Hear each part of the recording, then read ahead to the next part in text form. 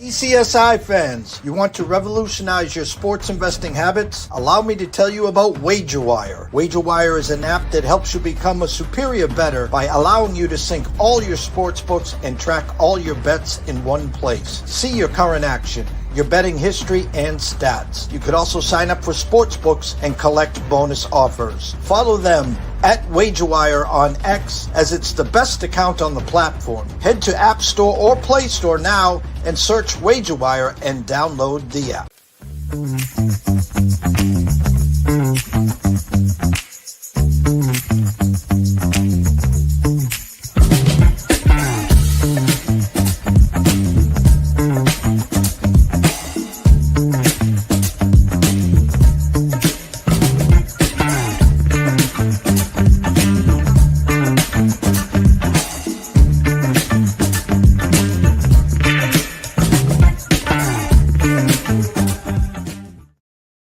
Excuse me, Mr. DJ. Hey, check this out. We got a great show coming your way.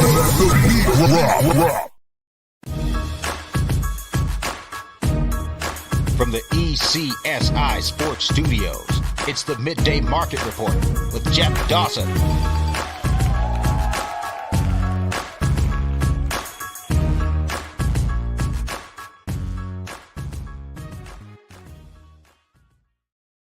Good morning, sports fans from all around the globe. I am the host, Jeff Dawson, East Coast Sports Investors, and welcome to the Midday Market Report with good friends and colleagues, Mr. Nck Hathcoat and Mr. Matt Grissom, back together as we are going to break down a couple college football games and as they are getting ready, of course, for some NCAA baseball. As I can see through the backstage mirror, looks like Matt Grissom has decided to go on assignment. Maybe he's going to quickly go close a deal and sell a house. I doubt that's the reason, but we'll get into that.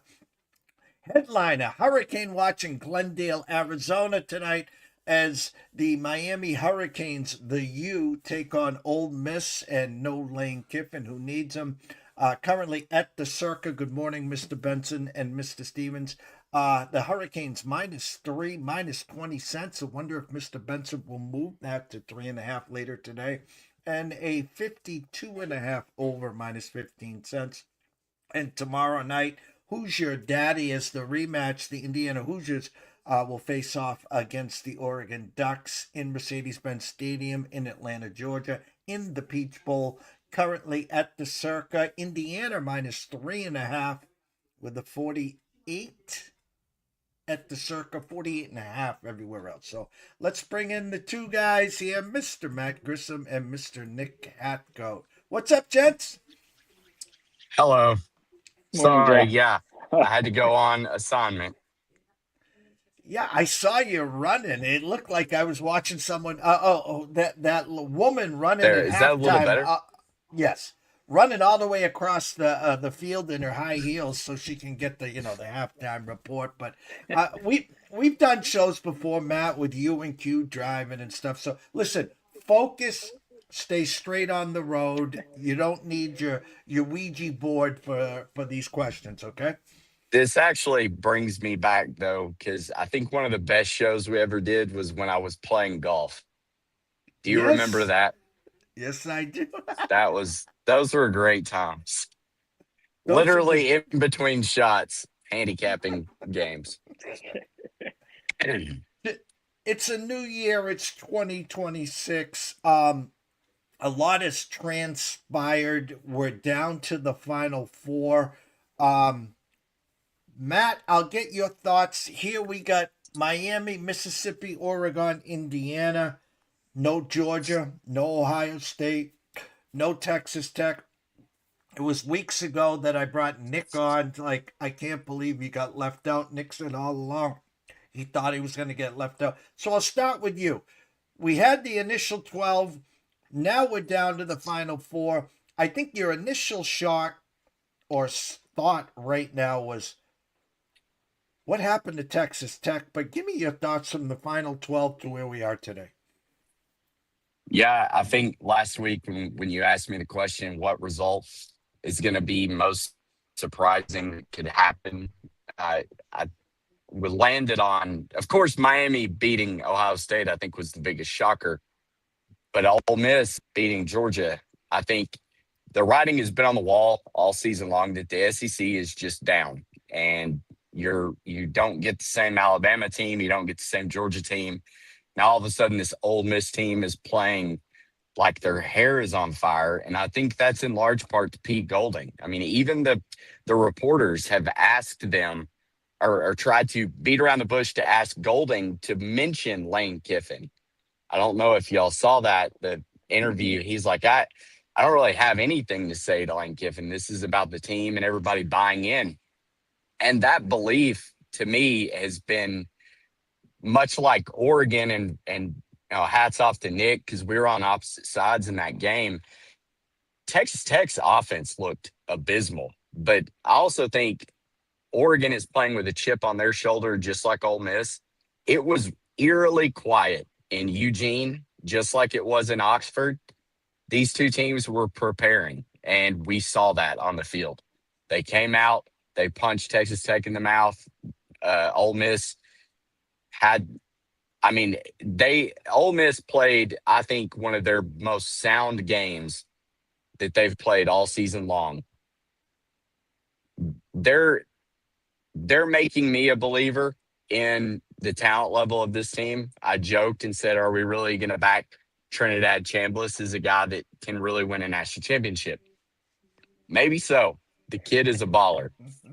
But as of right now, I think you really do, with respect to Notre Dame, because I don't know what result that would have entailed. I think Indiana is just a freaking powerhouse. So if they had gotten in over Alabama like I thought they should have, we may still be sitting here looking at these four. But I do think we have the four best teams in the country. And Texas Tech, I thought they were up there, but that offense just could not get out of their own way. And let's be real, guys. If Chambliss plays like he did last game, not only will they be playing on the 19th on Monday, they easily could hoist up that trophy. An absolute baller is correct. They weren't afraid. The kid looked special. I hate to use that word in that term, but man, he just nothing phased him. He just was smooth as smooth as ice. I'll say. Nick, your thoughts? Yeah, I agree with Matt. Obviously, the Miami beating Ohio State was the probably most surprising result, and if not, I think the most surprising was actually how Indiana beat Alabama. You look at Bama as probably the team of the last 2 decades, and all of a sudden, here comes 38-3 in the Rose Bowl by little Indiana, who has the second most losses in the history of college football. It was just 38-3 was something I didn't see coming. I mean, I played, even on the show, I took the Indiana team total. I took the Indiana spread. I had them in a parlay with Georgia. So I was confident in them winning. I don't know how many people saw that coming, where that was just a absolute beatdown to where it looked like an Ole Miss Tulane or an Oregon James Madison type of game. That was probably what surprised me the most on the weekend. And remember what I told you, Jeff. I said Alabama should lose by 2 touchdowns. Correct. And they lost by 5. Yeah.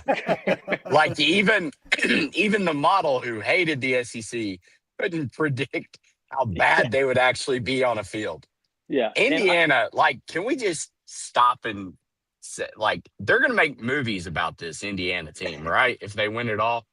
Yeah. Are we getting it's crazy. Hoosiers too? Hoosiers too. What a rebuild.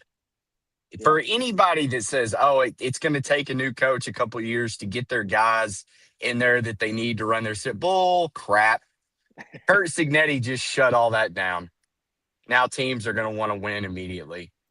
Well, if I'm Tom Brady and I'm the Raiders, I am on that phone with Signetti. And we're assuming that the Raiders who are on the clock right now, by the way, are going to take Mendoza. What better way to come in and just turn this program around and say, hey, Kurt, you want to follow Mendoza? Here's the contract. Let's go. I mean, that makes too much sense, guys. I don't think he wants it personally. Yeah, I don't think Sig is a NFL coach. He's been built up because even there's I don't know if you saw it where Saban was on the Pat McAfee show, And he was shocked because Cignetti actually left Bama to go to, I think it was, where was it at the time? Like Eastern Michigan, or he left somewhere because, or like somewhere like, Yeah, no, he I was think it was like there a D2. before. It was like a D2 maybe, because he wanted to be a head coach and he wanted to work his way up. Wasn't he And at like Elon or something? yeah, it was somewhere just very small. And then obviously Before worked his way JMU. up, and then James Madison and now Indiana. I don't think he's climbed this ladder with the NFL in mind. And especially now, I'm not sure how, I mean, he's one of the older coaches, still active. So, yeah, I don't think, and also if you're the Raiders, do you want to hire somebody who's that old and it's like maybe he's a 5-year guy? I think you want somebody if you're the Raiders, you want to have like a 10-year plan in mind. I think that's how you should hire coaches.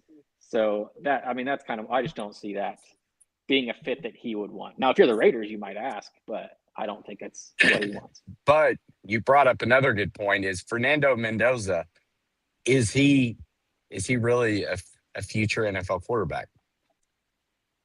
Well, other than he's a type, his mentality, how he is in the presser, looks the part, meaning first guy in, last guy out. He says all the right things. He's a great guy that I have heard to play, as a teammate. I guess if Dante Moore absolutely shines and they beat Indiana, I think it was McShay has Dante Moore as the first quarterback, and Dante Moore hasn't even decided if he's going to come out or whatever. Another guy says, well, if Arch Manning came out, he'd be hands down the number, blah, blah, blah, blah, blah, blah. My point is, the speculation is, Matt and Nick, is that Mendoza is the first pick. Yeah, which is crazy to me. I'm assuming that too. Unless they obviously I would think that. Guys, I when we got the brackets, I did the breakdowns. I did some exactas. Unfortunately, my two exactas were blown up here, because the way I broke it down is I had Oregon, Indiana. I had Oregon winning the rematch, but on the other side, I had exactas Oregon, Georgia, and Oregon, Ohio State. So the exactas are gone. I still got a plus 650 with Oregon here. Matt, Nick, you guys know I was one of the biggest Texas Tech supporters all year. I thought they were phenomenal. But about a week, 10 days leading up to last weekend, the light bulb went on, and I said to myself, I think Texas Tech's going to have a hard time scoring here. And I didn't expect them to get shut out. I got that little inkling, and I'm afraid, so I'm going to start with you, Nick. Could we see Oregon have the same struggles that Texas Tech had? Yes, absolutely. I think for a couple of reasons. We just saw Indiana, what they did to Alabama. This Indiana defense, I think, has been underrated all year because everybody's been focused kind of on what Fernando Mendoza and the whole kind of high-flying offense has been doing. The defense has been flying under the radar a little bit until that Ohio State game and then until the Bama game. And if you look at Oregon, look at the best teams they faced in the offense and how the offense has done. Their offense really only accounted for 9 points against Texas Tech. If you take out that the fumble that basically gave them the ball at the 10, and then the defensive score, offense basically only scored 9. They struggled against Iowa. They only put up 13 on offense against Indiana last time. They struggled against Penn State. So all the best defenses they've faced, Dante Moore and this offense has actually struggled a bit. So yes, I think their offense is in danger of struggling here. Not sure if you want my play right now, but I am on the Indiana side, and I'm leaning towards the under as well, because I think this will be low scoring. I trust both defenses. I think we've seen this Oregon defense come alive kind of ever since. It's like the Indiana loss kind of kicked them in the pants a bit. And ever since then, their defense has been great. So I do think that number came out lower than I thought. I was surprised when it was at 48.5. But I do think it's probably an Indiana win and an under. Matt, are you here still, or did he step out? He stepped out. 1 second. Can you hear me? I got you loud and clear. Thoughts? Okay, hang on. Yeah. Sorry, I was on mission. I was hoping Nick would keep talking. It was terrible timing. Here's the problem. Dan Lanning could have beaten Texas Tech by 50. He I don't know what it is about like his play calling and mentality. And I was texting Nick, like, what are we doing? You're playing against the top defense in the country. Hit the field goal to go up multiple scores, like if you have the opportunity. I don't know. He's not a better coach than Signetti, for starters. So could he get out coached? Absolutely. I thought Signetti had the edge over Ryan Day. You saw what happened. Ohio State gets out coached. The other problem is I know Nick had mentioned Indiana's defense. I don't think that their defense is light years close to what Texas Tech was. And we saw what Oregon was able to do in a game where Dan Lanning couldn't decide if he wanted to win by 3 or win by 20.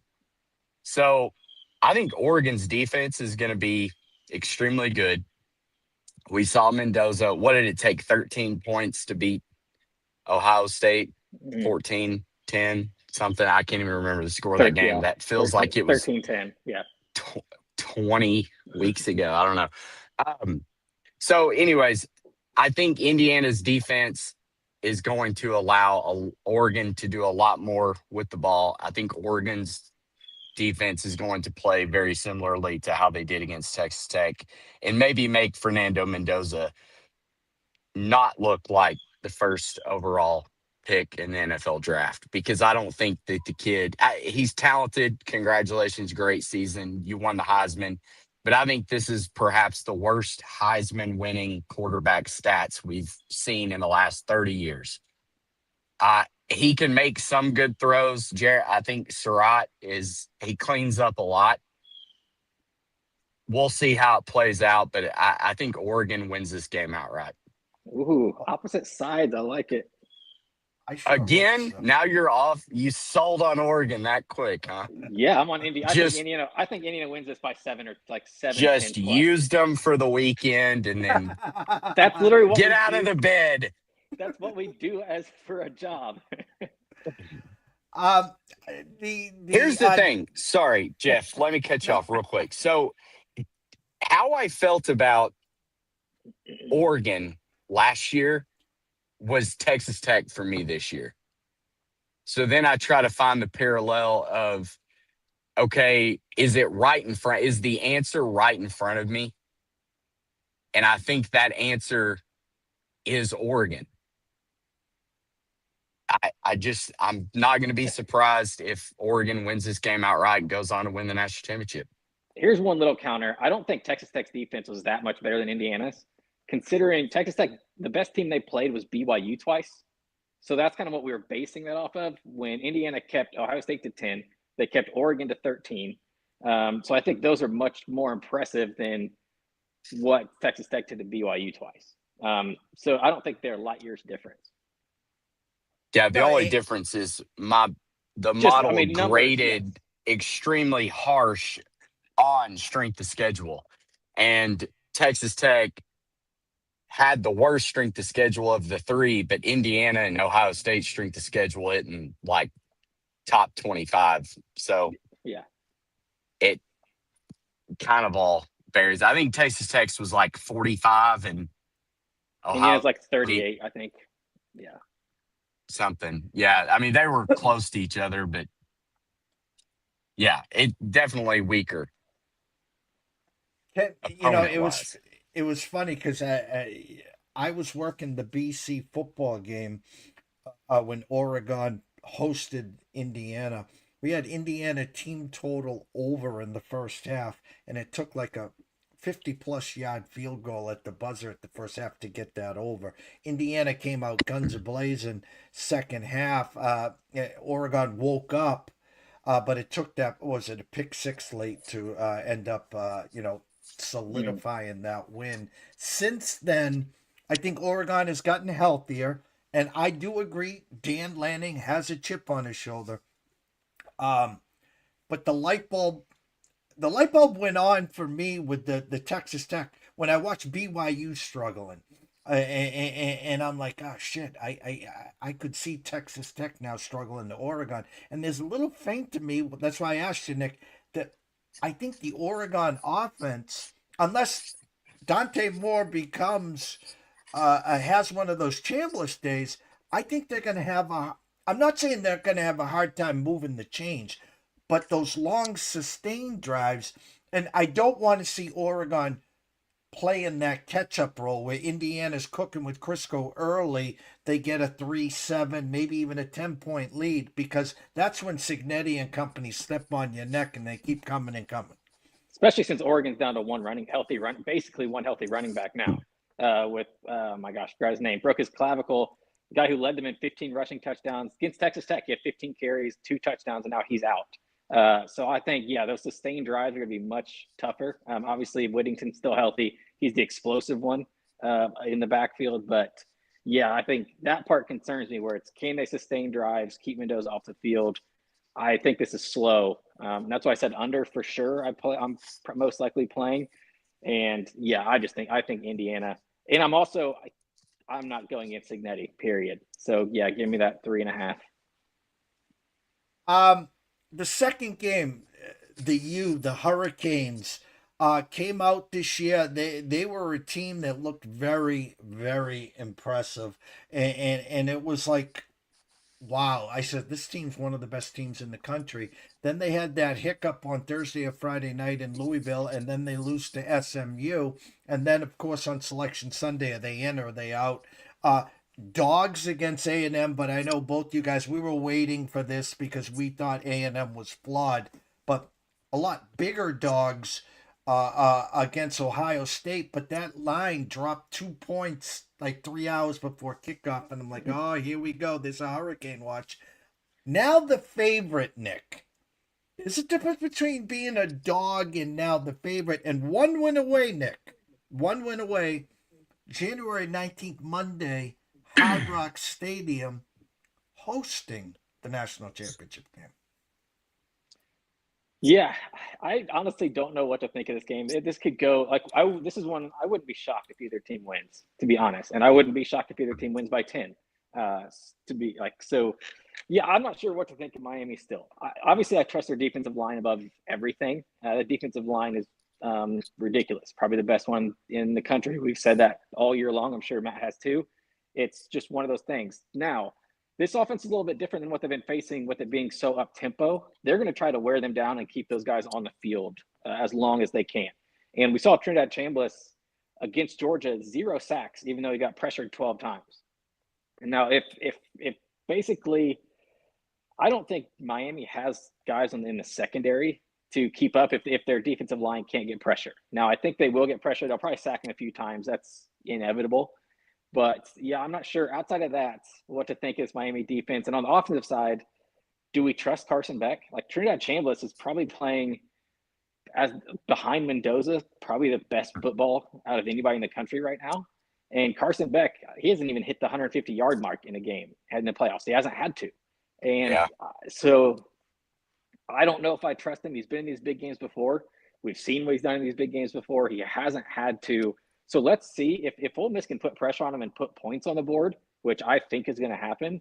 Can he really, can he air it out 30, 35 times and carry a team? Matt? Was there a pick in there? No. I'm scared of this, but I'm on Ole Miss plus 3.5. I am on Ole Miss 3.5. And what scares me, I would say the most, is it's still going back to the coaching change and going back to basically half their assistants, even a couple more assistants left after last week's game. Here's where I'm at. And the 2 teams they played have been Tulane and Georgia, which are both rematches of teams they had already played in the season. So they already had the books on them. They already had the scouting reports. They already had the films. Now you're having to create a whole new scouting report with a coaching staff that has never had to do it before. So that's where I'm a little scared to take Ole Miss, but I am on them. I think 3.5. I probably would have taken 3, and if it was plus 3.5 Miami, I probably would take Miami plus 3.5. I think this is like a 2 or 3 point game. I think it's close either way, but I am taking Miami. I am also on over 51.5 in this one. We've seen all these Fiesta Bowl games. they just fly over the over for some reason, no matter who plays in it. Part of it is that field. They bring in the field every time right before the game starts. It's always wet. It's always soggy, which is good for the offenses. I think this up tempo for Mississippi is going to score enough to make Miami score here. And also to make something interesting, you could plus 550. Now hear me out. First half under 26.5 and parlay it with over full game 51.5. I think Miami in the first half is going to be able to slow it down and keep it like slow because they're going to want to sustain drives. They're going to want to like have these 9 or 10 play drives, run the ball, run the quarter out. But then the second half, I think, is when they're going to have to kind of push the pedal down because I think they'll be down to Ole Miss personally. So I think that's a weird little play that I'm going to be on. I mean, nothing crazy, like maybe like a tenth of a unit or 0.2 units or something. But yeah, first half under 26.5. Parlayed with over full game 51.5 plus 550 is an interesting one. So I actually have 4 plays on this game. Matt? So Mark Fletcher is going to run, I think, pretty well against Ole Miss. Everything that you said in your handicap, it led up to you taking Miami, and then you flipped. You said Ole Miss. Model makes Miami a surprising 5.1 point favorite. Projected to win 32-27-ish. I think I'm going to roll Miami here, and I think it's just because, one, I like what you brought up about the whole new game plan. 2, I think Charlie Watts Jr. is being pulled in 2 completely different directions right now. He's got to start recruiting the transfer portal with LSU while trying to prepare the guys for Ole Miss. The transfer portal wasn't open last week when they played their game. And again, like you said, they already had the tape on Georgia. This is a completely different situation. I think they've done great. Pete Golding, Trinidad Chambliss, the story, losing your coach to go off to bigger and better things while you're pursuing a national championship run. I think it just all kind of comes to an end, and Miami gets this win. Hopefully by 4, because sounds like I'm going to be on Miami. Actually, I bet Miami moneyline minus 150 when it opened. I don't think you can get that number anymore. It's probably like 170, 80, something It might like have come that. down because Ole Miss is down to 3. Oh, Most well, that's places. good. Yeah, I think in a close game, give me Miami. Carson Beck's been there. Like you said, he may not have thrown for more than 150 yards a game this playoff, but he hasn't had to. They're relying on the defense, which is better than Georgia. The run game, better than Georgia. I just think Ole Miss is going to be outmatched. And again, I've said it for really since the Alabama-Florida State game. I think the SEC just is not as good as they used to be. Mark this down. Matt just said in a close game he wants Mario Cristobal. And we have not seen that blow up yet. We know, listen, death, taxes, and a Cristobal blow up somewhere. We haven't seen it yet, though. It's overdue. Yeah, well, that timeout, what was it? Timeout in the first half of that Texas A&M game was an issue. So we've seen bits and pieces, but nothing at the end yet. Yeah. Thankfully he hadn't had to. Yeah, that's also true. Circa right now, Miami minus 165, Mississippi plus 145. I want to just throw this out to you before we change gears here. Miami team total 27.5 over. You only have to lay minus 114. And here's where my eyes are. And if I want to get in here and grab the usually plus money, but it's even money. Ole Miss team total over 24.5. It's juiced under minus 120. I can go to the window and get Ole Miss to score 25 or better at even money. Any one of those two entice either one of you. Well, I think me and Matt will be opposite here because I would take the Ole Miss since I have the over in the game. Plus, I have Ole Miss winning plus the plus 3.5. Obviously, I'd be on the Ole Miss side of that before Miami, but I'm sure Matt would be kind of the opposite considering we're on just opposite sides of this. But yeah, I see where your head's at for sure because that does seem very small considering how good Trinidad Chambliss has been over the last month. Yeah, I would have to go under. I think 24 What'd you say, 24 and a half? 25. Yeah. 24 and a half for Juice under, yeah. Mississippi juiced under, or you can pay 14 cents and get Miami Hmm. over 27 and a half. I think that pretty much tells you exactly where the game's going to land. It's going to be a 28-24 type game. Okay. And Friday night, Oregon, Indiana. Right now, Oregon team total over 21 and a half minus 17 cents. Indiana team total. This one's kind of a shocker here in my eyes. Indiana team total over 24 and a half minus 24 cents. I think this could be a 14-10 type game. Yeah, I would lean under Oregon out of either of those two. I would lean under the Oregon just because I'm on Indiana side. And like I said, Oregon's offense hasn't been great lately. You take out, like I said, against Texas Tech, they scored with 10 seconds left to make it 23. They also got the ball at the 10-yard line. So if you take those away, you're basically at 9 points of offense. So yeah, the under 21 and a half would be if I played either one, which I'm not going to, but I would lean the Oregon under if either. Well, gentlemen, again, we get the Final Four. We're going to try to bring on both of you, if not at least Nick, here next week at some point to talk about the recap and, of course, the championship game. But I wouldn't be doing my job as we're getting closer. I know it's only January 8th, but college baseball around the corner. We talked backstage at length as you guys are working around the clock for the preview guide. It'll be year number 4 for our shows here for college baseball, where it all began. We're blessed and honored to have you guys. I'll start with you, Matt. How's baseball going? It's good. Just trying to relearn everybody's roster. I feel like every team has, in all of our preview guide, we're doing a yellow highlighter on all the players that have transferred. And no lie, there are some teams that the whole roster is just highlighted. You talk about a complete roster flip. Duke is coming to mind. Corey Muscara comes in as the first-year head coach there, and he is rebuilding that entire roster top to bottom. So it should be fun. It should be a good season. I feel like I say it every year, a lot of parity. I think this year you're going to see who is ready to step up and become that next Chase Dollander, Paul Skeens type, Jamie Arnold dominant pitcher that you get on Friday nights, and who's not, because there's a lot of expectations out there. Of course, preseason, so everybody thinks they're going 60-0 and winning the national championship, but we'll see. We swung and missed a lot last year on a couple of guys that we thought were going to take the next step forward, kind of like a Jason DeCaro for North Carolina. He had a really good freshman season and then didn't really follow it up with a great season last year, so maybe his junior year will be better. But all in all, I'm really excited about it. Can't wait to get started. Nick?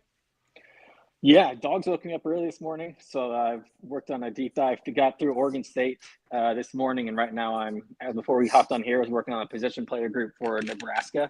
I can't remember what I said when I was on the show last time, how many I was through, but I'm now through 74 teams. I was wanting to get through, like I said, before the season started, about a 125, 150 mark. So I'm on pace, trying to do a bunch of them. Finished. There's a couple teams I'm excited about just through this deep dive. One of them being Troy. I think this team is going to be on a mission this year. If you remember last year, they were probably the biggest snub out of anybody. They won every single series during the regular season up until the very last one. They're ranked in the top 25 for 14 weeks. They shouldn't be sweating on the berth this year. Their schedule is even tougher than last year. Their RPI is going to be much higher. Obviously, those midweek games matter.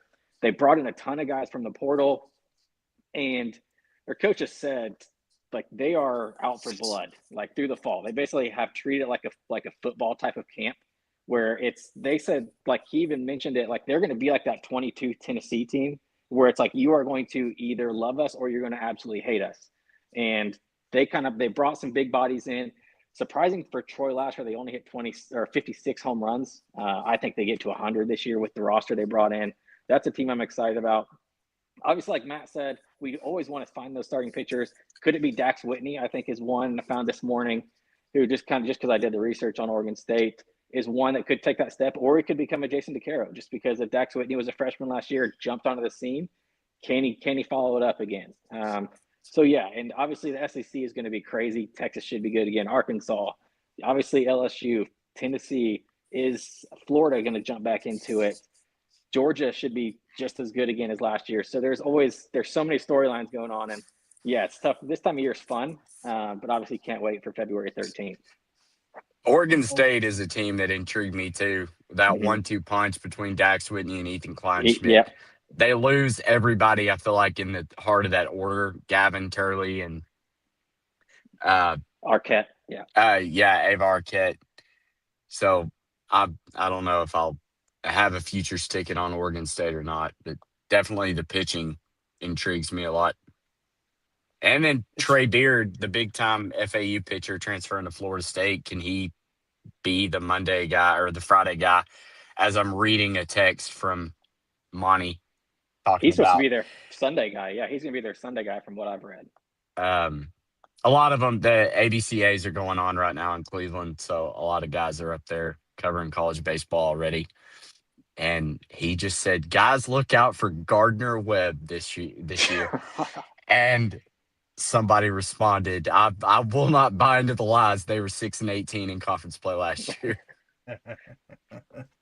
There you go. Well, we can't wait, of course. Again, year number 4 around the corner. We got 2 football games that we broke down. We'll have both you guys, or at least Nick, back next week. Got to get you guys focused on your college baseball as we always wrap up the show. Scroller's been going the whole time. Matt, where can they find all your work? At mattgrissom.com or at the link in my Twitter bio. Mr. Hathcoat? Yeah, in Hathcoat 413 on X. Obviously at NCAA Insiders on Twitter is where all of our college baseball stuff is. Obviously, it's becoming that time of year. We're going to start putting stuff out. Exciting things, obviously, with the partnership we just had. So there's a lot of exciting things coming for everybody. Want to thank everyone watching and listening. Go back and replay it if you jumped in late at East Coast Sports Investors on YouTube, or you can check out our link tree and find the shows there as well. For myself, Jeff Dawson at ET Sports Investor, the one and only Mr. Matt Grissom and Mr. Nck Hathcoat. We wish everyone a blessed day. Enjoy the games today and tomorrow, and we'll be back tomorrow morning around 9:30 a.m. Stay tuned.